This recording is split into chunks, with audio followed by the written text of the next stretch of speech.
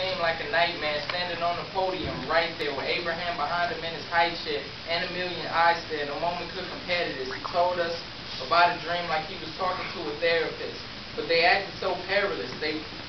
That's the way it gotta be. And he was shot in 1954 on his balcony. He left a print on the world, but changes still had to come. And the Black Panthers rose up in 1971.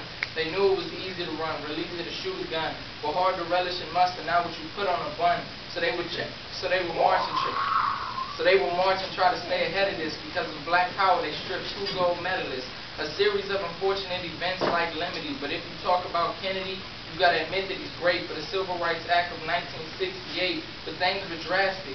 He was left in a casket with a horrible fate, and he was so kind. How could he ever have an enemy? Lyndon Johnson finished the act in his memory, but that was just the end of it. We worked in a group. We couldn't sit in. We went out back to sit on the stoop. But as a people, eventually we got to sit in and serve. But first we were covered in food. They were rude and had the nerve. And as people, we wouldn't take the ridicule.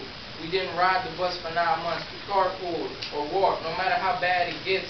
So now we have life, liberty, and the pursuit of happiness.